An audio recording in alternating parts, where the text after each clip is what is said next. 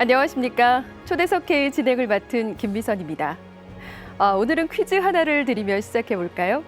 2018 평창 동계올림픽, 대한민국의 국보급 문화재인 외교장각 의궤의 귀환, 한류의 국제적 기반, 그리고 한국문화예술위원회.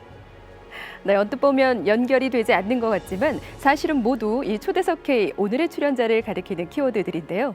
그 답은 바로 한국문화예술위원회 정병국 위원장이십니다.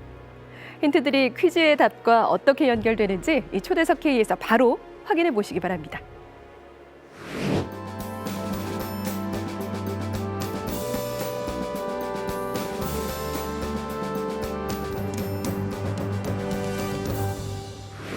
네, 안녕하세요, 위원장님. 반갑습니다. 예, 반갑습니다. 나와주셔서 감사합니다. 예, 요즘 가장 바쁘실 때 아닌가요? 예, 한참 바쁘네요. 맞습니다. 네, 우선 1월 달에 네. 제8대 한국문화예술위원회 위원장으로 또 선출이 되시고 이제 막 불과 50일이 좀 지난 것 같습니다. 예, 가장 그렇습니다. 바쁘실 것 같은데 우선 좀 근황부터 좀 소개를 해주시죠.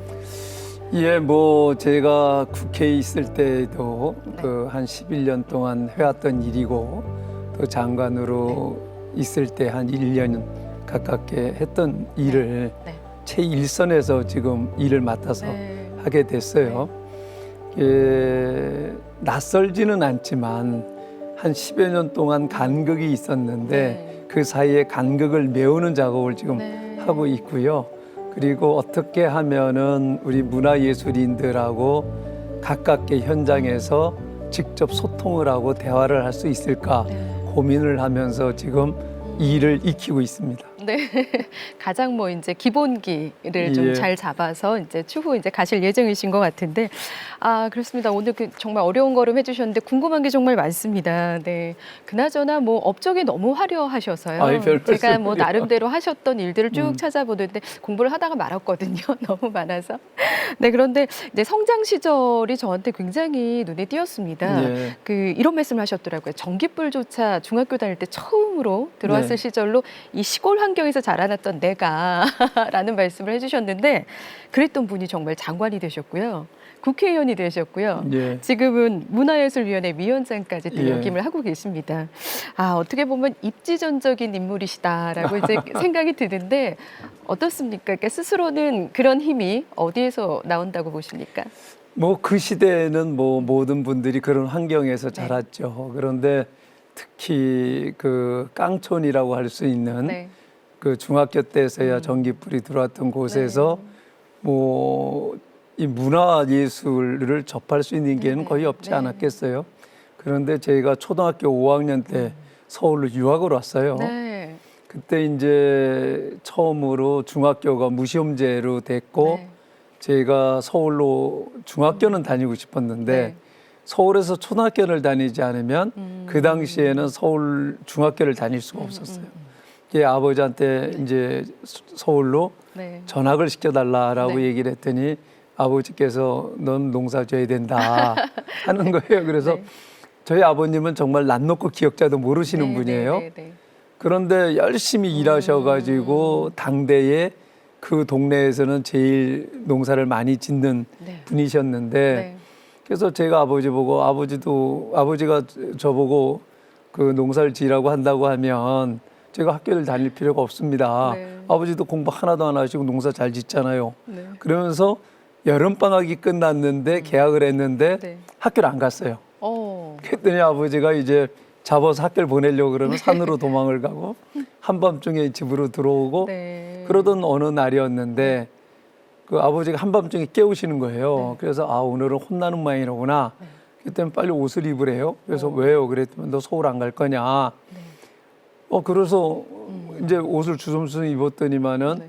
새벽 4시 기차를 이제 저희 집에서 그 원덕역이라고 하는 네네. 역이 있는데 거기까지 한 4km를 걸어서 그 기차를 타야 되는 거예요.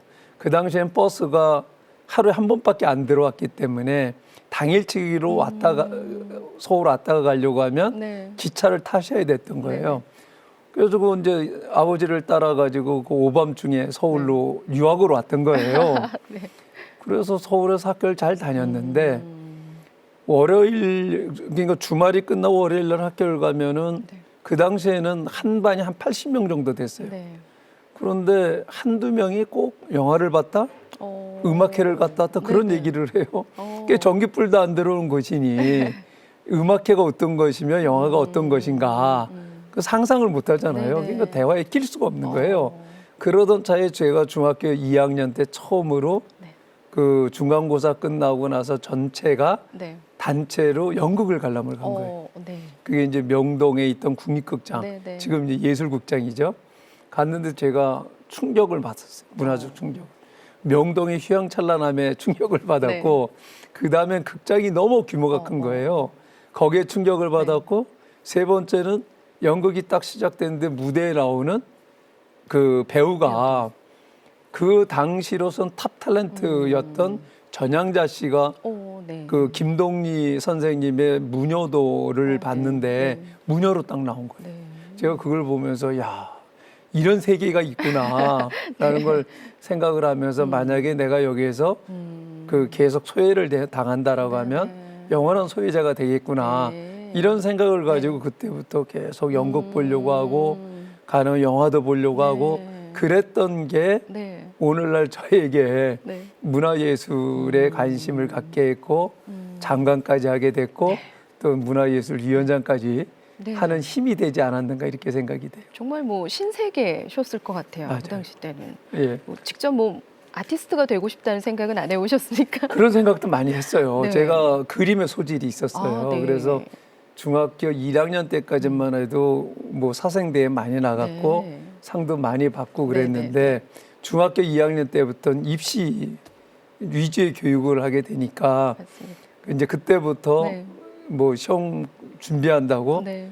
그 붓을 놓게 됐고 그게 결국은 그림을 못한 한이 그게 어떻게 보면은 그림 보러 다니는 게 취미가 됐고 네. 뭐 아마 이런 여러 가지가 네. 그 복합적으로 맞습니다. 그 여기까지 오게 하지 않았는가 하는 생각이 들어요. 지금 뭐 한을 풀고 계실 것 같다는 생각도 좀 드는데요. 네, 자 이제 정치계에 또 입문하셨던 이야기도 좀 해봐야 될 것 같습니다. 1988년 이때가 이제 30살의 나이셨습니다. 네, 김영삼 전 대통령께서 이제 통일민주당 총재 네. 시절이셨는데 비서로 이제 또 정치계에 입문을 하셨습니다. 이 두 분은 또 어떤 인연이 있으셨을까요? 예, 그때는 이제 제가 1987년도 그러니까 이제 학교 다닐 때부터 학생 운동을 했고 네. 사회에 나와가지고도 민주화 운동에 참여를 하고 있었는데 1987년도에 구속이 됐어요. 네. 그게 구속이 돼가지고 구치소에 있을 때에 그 당시에 민주화 추진 협의회에 그 이제 공동의장으로 있었던 김영삼 대통령이 그 당시에 공동의장이셨는데. 김대중 대통령하고 구속된 그 학생들이나 그 민주화 인사들을 위해서 그 이 민변 그러니까 변호사를 네. 그 이제 모임을 만들었고 무료 변호를 해주셨죠. 그게 이제 2년이 됐고 6.29가 일어나고 나서 그 당시에 구속돼 있던 사람들이 전면적으로 이제 전부 다 집행유예로 막 풀어주고 그럴 때에 그게 2년이 돼가지고. 그 이제 풀려 나와 가지고 나와 보니까 막 이제 직선제 개헌이 돼 가지고 그 이제 대통령 선거가 진행이 되고 있는 거예요. 그래서 그때 이제 자연스럽게 그 무료 변론도 해줬고 그런 것들이 인연이 돼 가지고 김영삼 대통령 캠프에 들어가게 됐던 거고요. 그 선거가 끝나고 나서 88년도에 1월 1일 날 새롭게 이제 비서실을 재편을 할 때에 그 2명을 새롭게 이제 추가로 이제 빚을 전체적으로 바꾸고 뭐 이런 과정에서 그 선출을 그러니까 뽑았는데 그때 이제 제가 발탁이 돼가지고 그때부터 인연이 됐던 거죠. 네. 어때 적성에는 맞으셨습니까? 뭐 일이 많더라고요. 그러니까 선천적으로 뭐 부지런하다는 소리를 많이 들었어요. 부지런하게 그 할 거리들이 많아가지고 정신없이 일을 하다 보니까 뭐 그때 김영삼 대통령께 눈에 들었던 것 같고요. 네. 그래서 이제 청와대 대통령이 되셔갖고 들어가는데 저희들 그 연배에서는 유일하게 비서관이 돼서 제가 이제 그 당시에 최연소 비서관이 되기도 했었죠. 네. 서른 살이면은 상당히 네. 뭐 지금 뭐 시대에 저도 좀 보지만 30살은 좀 아직 어리다라고 생각이 들 수 있을 만한 근데 좀 어렵지 않으셨습니까? 그 환경이? 그 어렵던 것은 지성 정치권이 잘 생리에는 안 맞았어요. 학생 운동을 했고 민주화 운동을 했고 그런 과정에서 보면은 조금은 그 낯설었던 측면들이 많았고 그 이제 민주화 세력이라고는 하지만 그 기득권 정치인들이 가지고 있는 그 구조적인 문제점들 이런 부분들에 대해서 반발심도 많이 생겼고 저항도 많이 했고 네네. 그래서 약간 돌출적인 행동들도 많이 하고 그래서 선배들한테 욕도 많이 먹고 네. 그랬던 경험이 있습니다. 네, 네, 네, 네. 알겠습니다. 그 본격적인 또 정치 입문하신 이후에 또 우리 사회의 그 변화가 참 거셌습니다. 예. 네, 그래서 그럼에도 불구하고 또 16년도에 20대 국회의원이 되셨고요. 또 그 예. 이후에는 5선까지 지내셨는데 이 많은 일들이 있으셨을 것 같아요. 5선을 하시는 동안에 보람찼던 기억도 있으셨을 것 같고, 뭐 이건 정말 아쉽다 하는 기억도 네. 있으셨을 텐데, 우선 보람찬 기억부터 좀 하나 들어볼까요? 뭐 보람찬 일은 뭐 여러 가지가 있죠. 20년을 했으니까 이거 되돌아보면은 오늘날 선거 공영제라고 하는 이 선거 제도 네. 돈 안 들어가는 선거 시스템을 구축을 하는데 그 법안을 제가 초안을 했고 제가 이제 주장을 강력하게 정치 개혁을 주장을 했는데 네. 그런 부분들이 채택이 되었고 오늘날까지 그 제도가 운영이 되고 있다는 거는 네. 상당히 의미가 있었다라는 생각이 들고요. 또 한 가지는 제가 병영 그 문화 개선하는 데에 네. 관심을 많이 가졌어요. 그 제가 해병대를 나왔는데 네. 해병대 때 책을 읽었는데 나름대로 그게 저에게는 많은 인생의 전환점을 가져왔었어요. 네. 군대 생활이 훈련을 받고 이런 게 힘든 게 아니라 내무반 생활이 힘들다. 그리고 내무반 생활에서 아무 한 일 없이 10여 명이 한 공간에 있으면서 선임들이 후임들을 괴롭히고 거기서 문제가 생기는 건데 그게 원인이 할 일이 없으니까 선임들이 후임들하고 찝쩍거리고 이렇게 되는 거다. 그래서 그 공간에서 그 과업 시간이 아닌 때에는 책을 읽게끔 하자. 네. 이게 제안을 했던 것이 독서 훈련을 시키게 됐고요. 그게 이제는 그 정말 병력 문화 개선하는 데도 상당히 여러 가지 변화를 가져왔고 그래서 지금 한 450개 부대가 시범 부대로 지금 운영이 되고 있죠. 네. 그래서 군대를 들어가면 장병들이 마음만 먹으면 책을 마음껏 읽을 수 있는 이런 환경을 만들었다는 것. 그래 병영 도서관 1,800개를 만들고 독서 카페를 네. 그 1,600개를 만들었다라고 하는 것은 야. 상당히 저에겐 보람찬 일이죠. 그렇다면 좀 아쉬웠던 기억은 어떤 게 있으셨을까요? 정치를 하는 이유는 다양한 의견들이 그 분출을 하고 다양한 의견들이 있으면 그러한 의견들을 서로 조율하고 조정을 해가지고 하나로 만들어가는 게 정치 아니겠어요? 그런데 오히려 지금 정치인들을 보면 정치인들이 스스로 국민을 분열시키고 패를 가르고 이렇게 된단 말이에요. 내 편 내 편 갈라서 우리 편이 아니면 적이 돼버리는 이런 현상을 만들었는데 그걸 근본적으로 바꾸지 못했던 부분들이 제일 아쉽죠. 어떻게 보면은 정치인이 엄청난 모험이라고 할 수 있는 제가 당을 탈당을 해서 분당을 해가지고 당을 만들어 보기도 해보고 했는데 결국은 실패를 했거든요. 그런 부분들이 가장 아쉬워요. 이 결국은 정치가 제대로 되려고 하면 상대를 존중하고 다르다라고 하는 걸 인정할 때 이제 그때부터 정치가 시작이 되는 거거든요. 다르다라는 걸 인정을 해야지 대화가 되지 않겠어요? 대화를 해야지만 정치가 시작이 되는 건데 지금은 뭐 다르다라는 걸 인정하지 않고 내 주장만 하게 되니까 서로 다 적대적 관계가 되고 그렇게 되니까 정치가 실종을 하게 되는 거죠. 정치인들은 있지만 정치는 존재하지 않는 현실이 너무 안타깝고 그것을 변화시키지 못했던 부분들 이런 부분들이 제일 아쉬움이 있죠.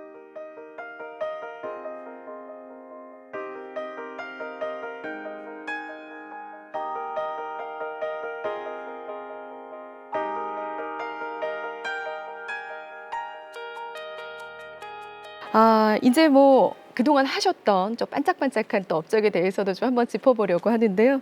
문화체육관광부 시절, 예. 장관 시절에 2018 평창 동계 올림픽 유치를 위해서 아주 적극적으로 일을 하셨습니다. 이와 관련해서 좀 기억나는 거 있으시면 좀 말씀. 재미있는 얘기들이 많죠. 네. 그 제가 사실은 장관을 8개월 했어요. 네. 8개월 동안 했는데 이제 바로 그 다음에 이제 저 선거가 있어가지고 네. 어쩔 수 없이 다시 컴백을 했는데 8개월 동안 그 평창 동계 올림픽 유치하는 게 네. 가장 큰 미션 중에 하나였던 네. 거거든요. 그래서 기억에 남는 거는 이런 거예요. 더반에서 이제 그 IOC 총회가 열렸는데 거기서 결정을 하는데 그때 이제 대통령도 함께 가셨고 그 유치위원회 그 기업인들도 함께 가셨고 그랬는데 그 당시에 그 평창 이렇게 이제 선언을 할 때에 네. 대통령도 감격을 했지만 네. 거기에서 엉엉 우셨던 분이 이건희 회장님이세요. 네. 예. 예, 상당히 이제 그 우리나라 최고의 기업 총수가 그 감회에 젖어가지고 네. 펑펑 우시는 걸 보면서 이게 정말 큰 힘을 쓰셨거든요, 그분이. 네. 네. 그래서 그걸 보면서 야, 이 삼수해가지고 얻어낸 보람이 여기 있었구나 네, 네. 하는 생각이 들었고요. 그리고 또 기억 남는 거는 그게 이제 프리젠테이션을 할 때에 그 독일하고 프랑스하고 한국과 그 세 나라가 경쟁을 하는데 그 한 나라당 정해져 있는 딱 주어져 있는 시간이 있어요. 그 입장하면서부터 퇴장하는 것까지 시간을 다 쓰는데 그 전년 그러니까 두 번의 실패를 했었잖아요. 근데 그때의 문제점이 뭔가를 제가 쫙 조사를 해봤더니 처음에 들어갈 때에도 우왕좌왕하는 거예요. 그래서 서로 다 앞자리에 앉으려고 또 그렇게 되고 그래서 제가 이제 순서를 정해갖고 쭉 줄을 세우니까 말을 들어야죠. 네. 유치위원들은 다 내놓으라 하시는 분들인데 네, 네. 그래서 제가 그것 때문에 신경이를 하고 있었더니 대통령이 그때 나타나셨어요. 전날 예행 연습을 하는데 대통령이 맨 앞에 딱 서시더라고요. 네, 네, 네. 그러니까 어쩔 수 없이 다른 사람들도 쭉 네. 서셨던 네, 네. 그런 기억이 있었어요. 이런 건 뭐 저희가 현장에 없었으니까 정말 그렇죠. 몰랐을 네. 일이라서 재밌습니다. 네. 좋습니다. 그런가 하면 또 아주 또 큰 일 또 해주셨습니다. 의미 있는 일. 대한민국의 국보급 문화재였던 외교장각 의궤를 이게 145년 만인가요? 그렇죠. 프랑스로부터 또 이렇게 귀환하신 업적까지 이뤄내셨습니다. 과정이 순탄치 않았을 거라는 생각이 드는데 어떠셨습니까? 예, 저는 그게 인연이 있어요. 네. 그 제가 김영삼 대통령을 그 모시고 부속실장을 할 때인데 네. 그때 불란서 미테랑 대통령이 오셔가지고 한 권을 갖고 오셨죠. 네. 그때 하고 그거를 이제 대통령께 전달을 해가지고 네. 미테랑 대통령이 김영삼 대통령이 전달을 하고 거기서 펼쳐보는 장면. 네. 그게 감격적이었었는데 그리고 나서 이제 20년 만이네요. 네, 20년 네, 네. 만에 제가 그거를 다 받은 거예요. 전체를 네네. 그 완전 반환은 아니에요. 영구 대여 형식으로 저희들이 가져왔지만 제가 그걸 딱 받게 될 줄은 상상도 못했던 거죠. 그래서 그거를 받고 그 이제 경복궁 근정전에서 그 하늘에 알리는 고유제를 그 이제 그 옛날 복장 전부 다 해가지고 네. 제사를 올리는 네. 그런 것을 제가 주관하에서 했고 대통령도 참석한 자리에서 했던 그 기억이 있고 네. 그걸 받아가지고 제 그 책을 열어볼 기회가 있어서 그 뒤에 근데 탁 여는 순간 그 먹 냄새가 확 올라오는데 그러니까 그동안 거의 한 번도 안 열었던 거죠. 그렇죠. 거의 네. 안 열었던 거를 제가 이렇게 탁 들치는 순간 그 먹 향이 아직도 있었다라고 하는 걸 보면서 정말 그 140 몇 년 만에 네. 향을 그대로 맡는 거죠. 그랬던 감격된 순간이 있었어요. 네. 지금은 위원장님 뭐 K-팝, 뭐 K-드라마, K-영화 뭐 너무나도 이제 뭐 다양한 한류가 세계 속으로 중심 문화로 되어 있는 예. 상황입니다. 국민의 한 사람으로서 굉장히 신이 나는 일이 아닐 수가 그럼요. 없는데요. 그런데 이제 한류의 기반을 이렇게 잘 다졌던 게 바로 이제 애초에 해외 문화 홍보원이라고 하더라고요. 큰 역할을 했죠. 네네네. 네. 문화체육관광부 이 장관 시절에 네. 해외문화 홍보원을 24개나 이렇게 늘리셨던 이력이 있습니다. 그 어떻습니까? 이 한류 홍보가 좀 절실하다고 생각하셨던 부분이 있으십니까? 예, 제가 이제 의원 외교를 하면서 해외 나가면은 많이들 얘기를 해요. 네. 그래서 이제 제가 보기에는 그러면 어떻게 하면은 이걸 더 많이 그 외국 사람들이 한류를 접할 수 있게끔 할 거냐. 그 전진 기지가 필요하지 않을까 하는 생각을 갖게 됐고 그게 뭘까? 그게 결국 문화원이다. 해외 문화원이다. 이렇게 생각을 했는데 그 장관이 되고 파악을 해 보니까 12개밖에 없는 거예요, 전국에. 그래서 이걸 어떻게 해서 늘려보자. 근데 워낙에 이제 케이팝 붐이 일어나고 한류 붐이 일어나게 되니까 여기저기 그 나라마다 이제 한국 문화원을 개설해 달라는 요구들이 들어오는 거예요. 그래서 그런데 예산은 한정이 되어 있고 쉽지가 않았죠. 그래서 제가 이제 그때 좀 그 결단을 했죠. 예산을 그 다른 데 거를 유용해서라도 한번 만들어 보자. 그래가지고 개설했거나 개설 시작, 그러니까 결정을 해가지고 해놓은 게 8개월 동안 12개를 더 결정을 한 거예요. 그러니까 이미 오픈도 했고, 그래가지고 12개를 더 하고 2배를 늘린 거죠. 8개월 동안. 그런데 그 문화원이 전진기로서 어떤 역할을 하냐면은 각 나라에서 문화원에서 그 케이팝 경연대회 같은 걸 했어요. 근데 그게 제일 인기 있는 프로그램이었었고 문화원이 없는 나라조차도 그 우리 대사관을 통해서 케이팝 경연대회를 했는데 그래서 제가 그 문화원 원장들 보고 그렇게 해서 1등을 하면 상품을 뭘 줍니까? 라고 물어봤더니 문화상품 주는 데도 있고 가지각색이에요. 그래서 제가 그것도 또 결단을 했어요. 그래서 무조건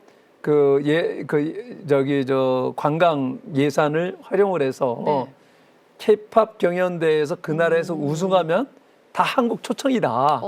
한국 초청을 해서 KBS하고 협의를 해가지고 지금까지 그 케이팝 세계 경연대회가 있는데 매년 11월 달이면 창원에서 하죠. 그래서 그 경연대회에서 참석을 하면은 내가 예를 들어 슈퍼주니어 노래를 불렀다. 그럼 슈퍼주니어와 같은 무대에 세우는 거예요. 그러면은 이 케이팝 팬들은 꿈의 무대가 되는 거죠. 그래서 몇 개월씩 합숙을 하고 그러면서 전 세계에 이게 붐이 확 번졌다는 얘기를 제가 현지에서 많이 들었고 또 방송에서도 그 특집 프로그램을 많이 만들었죠. 그래서 그러한 부분들이 오늘날 한류, 또 케이팝 이 세계화하는데 많은 역할을 했다. 앞으로도 지금도 제가 듣기로는 그 문화원 늘려달라고 하는 얘기들이 많이 있는데 저는 뭐 정부에서 이건 적극적으로 해야 된다고 봐요. 네네, 맞습니다. 덕분에 뭐 저희들은 뭐 눈이 호강하고 있죠. 예. 이 K-팝, K-드라마, K-영화도 말씀을 드렸는데 제가 이제 어제 뭐 기사를 보니까 K-아트도 도약을 해야 한다. 뭐 이렇게 얘기를 하셨습니다. 좀 말씀을 좀 해주시죠. 예, 이미 뭐 K-아트도 분야별로 장르별로 보면은 굉장히 이제 이 전 세계적으로 보면 하이 레벨에 올라와 있어요. 음악도 그렇죠. 특히 이제 음악 같은 경우에는 전 세계 모든 콩쿠르마다 한국 사람들이 거의 다 우승을 하다시피 하는데 제가 장관 때예요. 네덜란드 그 수교 120주년에 하고 행사 때문에 네덜란드를 갔는데 그 제가 주관하는 오찬이 있었어요. 그래서 이제 그 나라의 중요한 인사들을 모시고 오찬을 하는데 그 네덜란드의 퀸 엘리자베스 콩쿠르가 세계 3대 콩쿠르 중에 하나인데 거기에 심사위원장이 참석을 하셨어요. 같은 테이블에 앉아갖고 식사를 하는데 그분이 대뜸 저한테 이렇게 얘기를 해요. 한국은 왜 그래요? 이런 식으로 묻는 거. 아니 뭐가요? 그랬더니만 뭐가 문제가 있나요? 그랬더니만은 아니 클래식은 우리 서양 음악 아니냐. 근데 어떻게 콩쿠르 하는 데마다 한국 사람이 다 휩쓰느냐 이런 얘기를 하시는 거예요. 그래서 제가 웃으면서 말씀을 드리기를 저희 한국도 이게 클래식 교육에 대해서 많은 그 논란이 있었습니다. 그래서 그 이제 만든 게 그 논란 때문에 만든 게 한국예술종합학교를 만들었고 그 실기 중심의 그 실현하는 데에 중점을 둔 교육을 하게 됐고 그 씨앗이 요즘 거두고 있습니다. 그랬더니만 그 옆에 앉았던 그 네덜란드 국영방송국 사장이 네. 그거 한번 우리 취재합시다. 그래서 좋다고. 그래서 그걸 와서 다 취재로 다큐를 만들었죠. 네. 그게 전 세계에 전부 다 방영이 됐던 네. 경험이 있습니다. 그렇듯이 이제 K-아트가 이제 세계화되어 있는데 분야별로 보면은 영화도 이제 세계적으로 이제 정점을 네. 찍고 다 그랬잖아요. 근데 이제 그러지 못하는 분야가 미술이라든가 이제 연극은 뭐 영화하고 같이 네, 네, 교류를 하니까 하는데 이제 그런 부분들이 좀 아직 부족하죠. 근데 그런 부분들은 우리가 발상의 전환을 해야 된다고 봐요. 특히 이제 미술 같은 경우에는 이게 순수 예술이면서도 시장을 통해서 거래가 되고 있잖아요. 그렇죠. 그 이제 미술 시장이 형성이 되고 있는데 그게 이제 아트페어 아니겠어요? 그런데 그동안 우리 국내에서만 아트페어가 이루어졌었는데 작년에 프리즈가 아트페어가 들어오면서 같이 열게 됐죠. 그러면 프리즈가 열리게 되면 세계적인 미술인들이 들어오는 거예요. 컬렉터들도 들어오고. 그런데 그동안 보면은 그 국공립에서 운영하는 미술 기관들이 거기에 대해서 적극성을 안 띄었어요. 이거는 미술 시장에서 갤러리들이 하는 일이니까 우리하고는 무관하다라고 생각을 했는데 우리 미술을 세계화시키려고 하면 저희는 우리가 좀 이 국공립 그런 기관에서 적극성을 띄워야 된다. 네, 네. 그래서 제가 이제 문화예술위원장으로 온 다음에 올해부터 올 이제 가을에 열리는 프리즈 때부터 좀 우리가 더 적극적으로 마케팅을 하자. 네. 마케팅을 하는데 우리 장사를 한다는 게 아니라 우리 미술을 그 세계에서 들어온 컬렉터들의 미술인들한테 홍보하고 소개를 하는 장을 만들자. 네. 이렇게 지금 생각을 하고 있고요. 그래서 우리 문화예술위원회가 주관이 돼가지고 그 아트페어 기간 중에 그 오신 분들에게 한국의 미술을 알릴 수 있는 가이드북을 만들려고 네. 좀 준비하고 있고요. 그리고 또 필요하다라고 하면 그분들이 찾아갈 수 있는 그런 미술관이라든지 그 갤러리라든지 이런 곳을 쉽게 찾아갈 수 있도록 셔틀을 돌려서 그분들의 편의를 제공해 주려고 하고 있고요. 그리고 우리 주관으로 그 한국문화예술위원회 주관으로 그 오신 분들을 위한 만찬도 개최를 해보려고 합니다. 네.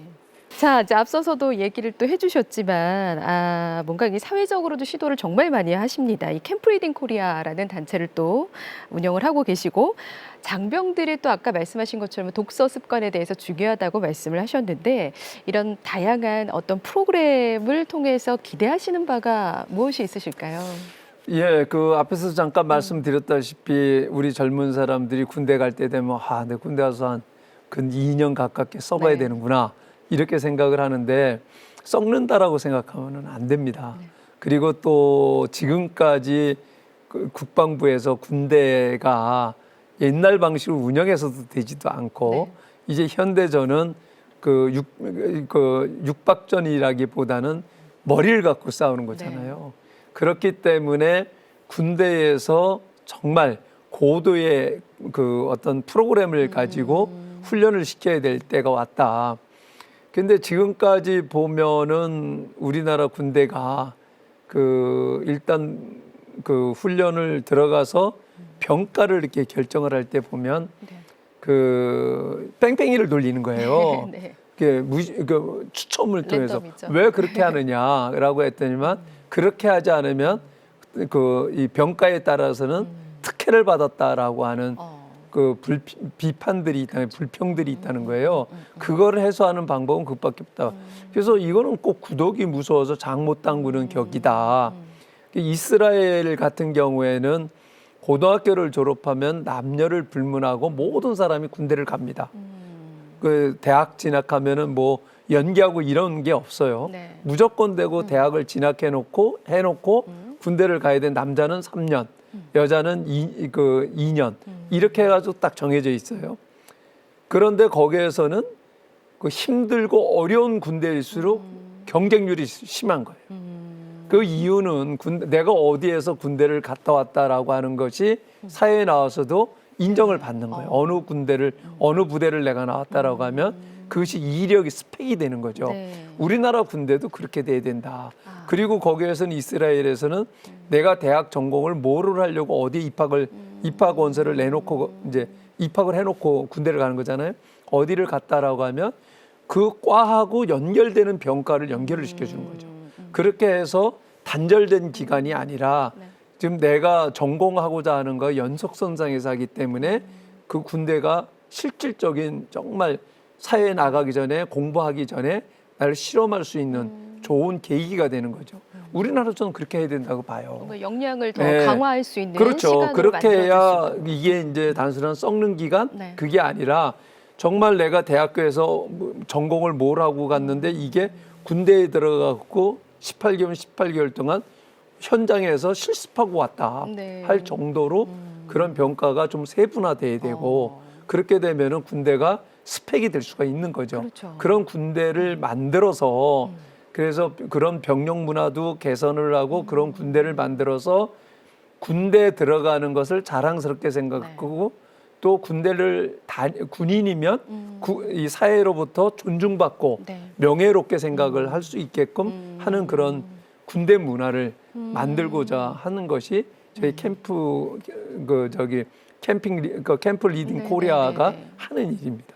책을 누가 얼마나 다양하게 많이 읽었나 뭐 퀴즈쇼 같은 것도 좀 하나 예, 그래서 저희가 행사를 이제 진행해 보면 좋지 않을까요? 캠프 리딩 네. 코리아에서 그런 네. 작업을 하려고 합니다. 그래서 이제 지금 이제 그 스마트폰이 다 보급이 됐잖아요. 네. 장병들한테. 그래서 이제 스마트폰 때문에 오히려 책을 많이 읽지 못하게 된다 네. 이렇게 얘기가 있어서 역으로 그걸 이용을 하자. 그래서 플랫폼을 만들어 가지고 책을 읽고 네. 독후감을 이제 그 온라인을 통해서 올려주는 거죠. 네. 그럼 저희들이 그거를 심사를 해가지고 그 분기별로 우수한 사람들을 선발을 하고 네. 그 사람들이 선발이 되면 제대를 하고 나면 그 사람들이 이제 복학을 하거나 사회에 진출해서 갭이 있잖아요. 그 갭을 유용하게 쓸 수 있게끔 해외 연수 프로그램을 지금 만들어서 오, 동기부여를 시키려고 너무 좋네요. 그런 작업을 지금 하고 있어요. 그러면은 실제로 이런 독서 프로그램을 통해서 뭐 지금 군 장병들 그리고 뭐 사회에 이제 이미 진출한 뭐 분들도 계실 텐데 그 주기적으로 청년들과 좀 만난다는 이야기를 좀 들었습니다. 예, 네. 일단 청년들이 제가 이제 정치를 하면서 느낀 게 저희가 뭘 바꿔보려고 노력을 하고 막 애는 썼지만 뭐 우리가 다 할 수 있는 게 아니에요. 네. 결국 이제 자라나고 새롭게 진출하는 젊은이들이 세상을 바꿀 수밖에 없다라고 생각을 해서 제가 이제 그 정치하면서부터 시작을 해서 벌써 7년째 하고 있는 게 청년 정치학교이고요. 네. 그래서 그 청년 정치학교를 하면서 느낀 게 많아요. 처음에 이제 그 들어온 학생들의 그 이제 면접을 볼 때 네. 개별 면담을 하는데 그 한 70%는 정치하려고 들어오는 사람들이 아닌 거예요. 근데 여길 왜 왔죠? 라고 물어보고 전부 의사도 있고 변호사도 있고 대기업 다니는 사람들 있고 정치를 하려고 네. 합니까? 그럼 물어보면 아니에요. 근데 왜 오셨죠? 그렇게 물어보면은 제가 사회 진출을 해가지고 사회생활을 해보는데 그 저에게 가장 영향을 많이 미치는 게 정치인데 정치에 대해서 아는 게 없습니다. 그래서 고민하던 차에 이런 과정이 생겼다 그래서 들어왔습니다. 이런 얘기를 듣고 참 저희가 기성 정치인으로서 상당히 선배되는 입장에서 좀 미안하더라고요. 근데 이게 이제 우리나라 교육 시스템을 보면 네.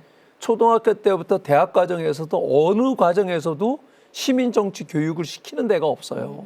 그러다 그 오로지 입시 교육만 시키고 하다 보니까 사회에 나온 사람들이 그 영향력을 많이 미치는 정치에 대해서 아는 게 없게 되는 거죠.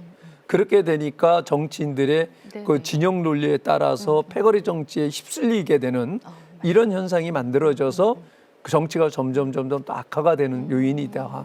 이렇게 생각이 드는데 그래서 그러한 사람들이 그런 시민 정치 교육을 받으면서 건전한 팔로우가 되는 거죠. 그래야 좋은 리더도 생기는 거 아니겠어요?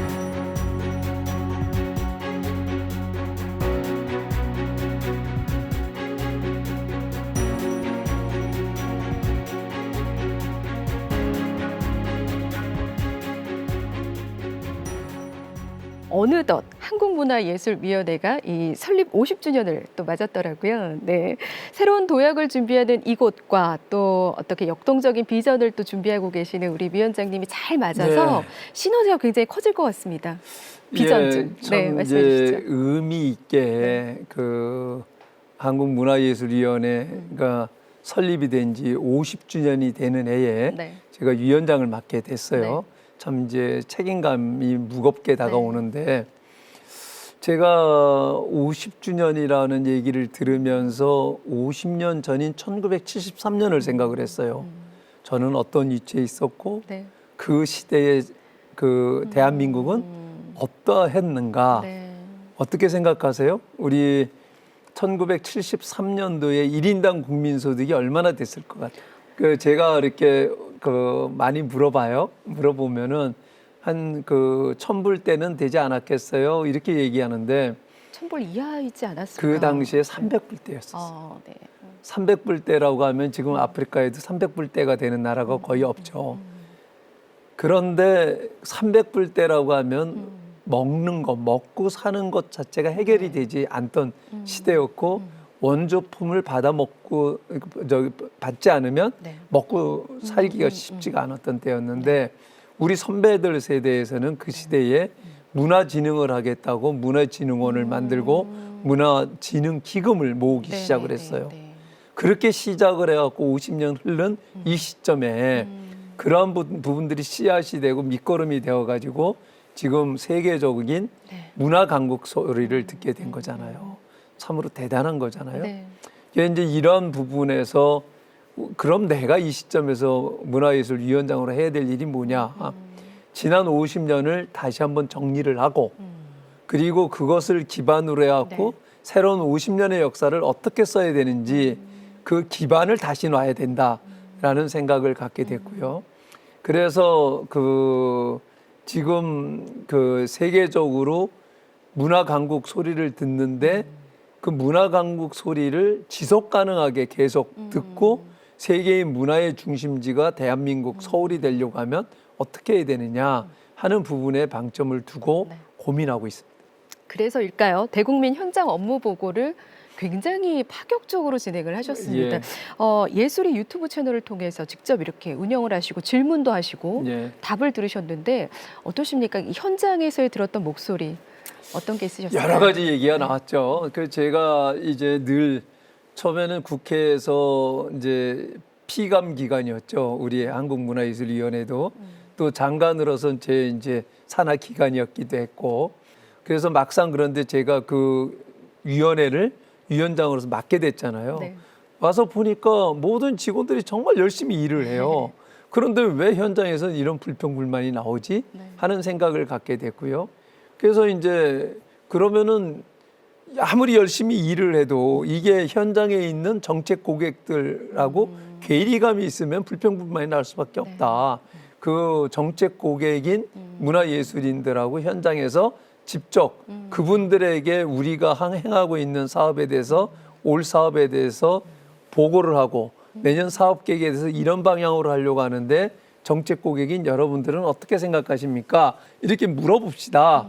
이렇게 해서 이제 14차례에 걸쳐 갖고 현장 업무 보고를 한 거예요. 우리 모든 사업을 공모를 한단 말이에요. 그래서 심사 과정도 철저하게 투명하고 객관적으로 한다라고 했는데도 보면 늘상 보면 뭔가 이제 문제가 있는 것 같이 얘기가 되는데 그 이유는 전체 공모를 해가지고 당선이 되는 사람들은 당첨이 되시는 분들은 한 20%밖에 안 돼요. 그러니까 80%는 불만을 가질 수밖에 없는 거죠.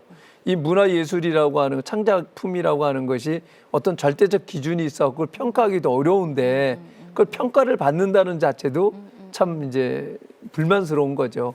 그렇게 돼서 그 과정에 대해서 더 공감대를 만들자 이렇게 해서 그 현장 업무 보고를 하게 된 겁니다. 좀 14번이나 그 과정을 하셨다는 것도 사실은 너무 놀랐습니다만 그래서 그 현장에서 어떤 또 답을 찾으신 게 뭐 있으시다면 하나만 말씀해 주시죠. 예, 많이 있죠. 여러 가지가 있는데 극장 이제 저희가 운영하는 극장이 있어요. 아로크 극장도 있고 저 대학로 그 예술극장도 있고 그런데 그 극장 지원을 하는데 그 운영을 하면서 그 대학로의 동숭동 일대에 그 민간 극장들이 한 150여 개가 있죠. 그런데 우리는 그 아로크 그 극장이나 대학로 예술극장을 운영을 하면서 전문 인력들을 갖고 있어요. 그래서 이제 전문 인력들이 소극장들을 운영하는 민간 업체들에게 네. 그 컨설팅, 그러니까 이제 그 자문을 많이 해줘요. 그 무대를 운영하거나 장치를 하거나 뭐 하는 부분들에 대해서. 근데 어떤 분이 이런 얘기를 하니까 너무 효과적이고 많은 혜택을 본다.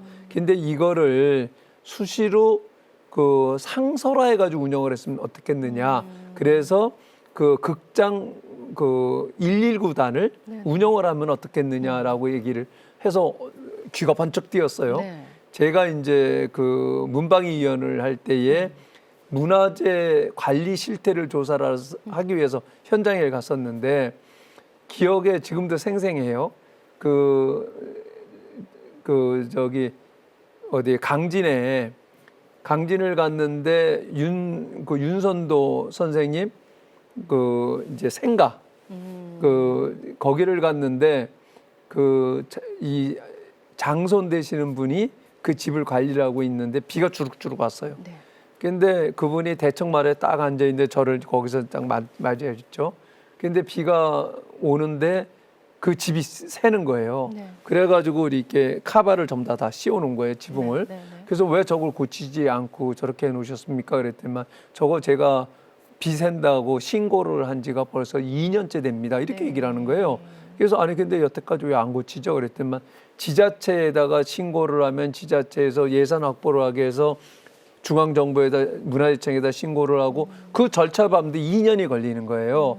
그렇게 되니까 비가 새면서 더 많이 망가진 다음에 고치게 되는 이런 걸 보면서 그럼 이걸 어떻게 해야 되는가 해가지고 저희가 세미나도 하고 여러 차례 하면서 만들어낸 게 고택 119단을 만들었어요.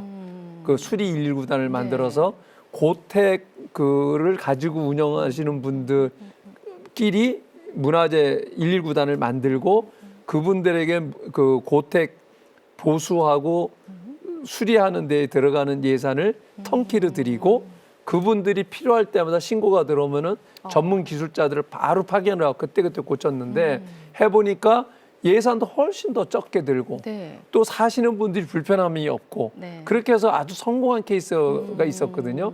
아, 이것도 그렇게 하면 되겠구나 하는 생각이 들어서 바로 내년부터 네. 예산을 저희가 확보를 해가지고 네. 그 극장 119단을 만들어서 그러니까 소극장도 여러 군데 있는데 하다 보면은 고장이 날 수도 있고 무대가 여러 가지 조명이든 그렇죠. 뭐든 네. 그런 장치들이 고장이 날 수도 있잖아요. 그러면 민간업체에서 난감하잖아요. 네. 공연은 해야 되는데 네. 그러면 그 극장 119단이 바로 출동을 해갖고 바로 수리를 해주고 네. 보완을 할 수 있도록 그런 제도를 해야 되겠구나 하는 좋은 의견들도 있었죠. 비용은 어떻게 됩니까? 비용은 저희가 예산을 지원을 하는 거니까 네. 저희들이 예산 편성을 해야죠. 아, 100% 네. 그러면 그렇습니다. 지원하죠. 네. 네. 이거 보고 계시는 이 예술가 관계자분들께서는 아주 기뻐하실 일이 아닌가라는 생각을 합니다. 와, 숨가쁘게 정말 말씀을 너무 잘해주셔서 정말 제가 빠져들면서 들었는데요. 어느새 이렇게 좀 마무리를 좀 이제 지어야 될 것 같은 생각이 좀 듭니다. 오늘 좀 해주신 말씀을 들어보니까요. 와, 정말 내가 이제 이대로 있어서는 안 되겠구나. 위원장님처럼 더 열정과 에너지를 내야 되겠다라는 생각을 좀 해봤습니다. 감사합니다. 보시는 분들도 아마 그러시지 않으셨을까라는 생각을 좀 해보고요. 마무리하시면서 우리 시청자 여러분들께 꼭 이것만큼은 강조하시고 싶으신 거 메시지가 있으시다면 하나 좀 남겨주시죠. 예, 오늘 이 방송을 들으시는 분들이 계시다라고 하면 특히 어머니들께 드리고 싶습니다. 우리나라 교육 전반이 입시 위주의 교육을 하다 보니까 많은 여러 가지 사회적 문제를 야기를 합니다. 결국 어렸을 때 우리 아이들이 어떤 경험을 했느냐에 따라서 어떤 체험을 했느냐에 따라서 인생이 바뀔 수 있다라고 생각을 합니다. 결국 그것을 바꿀 수 있는 분들은 어머니들이라고 생각을 해요. 우리나라 교육을 바꿀 수 있는 것은 어머니의 힘이다. 저는 어머니들이 우리나라를 결국 바꿀 수 있는 힘은 어머니로부터 나온다. 이런 생각을 갖고 정말 이 4차 산업혁명 시대에 맞는 우리 아이들의 교육은 어떠해야 되는가 하는 부분에 대해서 다시 한번 생각을 해주시고요. 거기에 매개체로 정말 중요한 역할을 하는 것이 문화예술이라고 생각을 합니다. 그 문화예술 중에서도 순수 예술이 기반이 되지 않으면 문화산업, 콘텐츠 산업 이런 부분들이 지금과 같이 세계적으로 우수한 콘텐츠를 만들어낼 수가 없습니다. 이게 우리 한국의 K-아트, 순수 예술이 지속 가능하게 발전할 수 있도록 늘 관심을 가져주시고 우리 아이들에게 체험할 수 있는 그런 기회를 많이 만들어 주십시오. 저희들도 그런 그 기회를 많이 제공할 수 있도록 더 노력을 하겠습니다. 한국문화예술위원회 정병국 위원장과 함께한 초대석 K 어떠셨습니까? 저는 돈키호테의 투지와 이 스티브 잡스의 혁신 DNA를 나눠 가지신 분이 이 정병국 위원장이 아닐까라는 생각을 해봤습니다. 그리고 지금까지 달려온 것처럼 새로운 시도와 강한 추진력으로 이 대한민국의 문화와 예술이 한 걸음 더 나아가는 기반을 만드실 것 같다라는 생각도 좀 함께 들었습니다. 실패를 두려워하지 않고 끊임없이 시도를 멈추지 않는 분들이 이 대한민국을 위해 일하고 있다는 사실에 안심도 됩니다. 앞으로도 초대석 K는 대한민국의 발전을 위해 끊임없이 시도해온 그리고 시도해 갈 많은 분들과 함께하도록 하겠습니다. 지금까지 초대석 K 김미선이었습니다. 고맙습니다.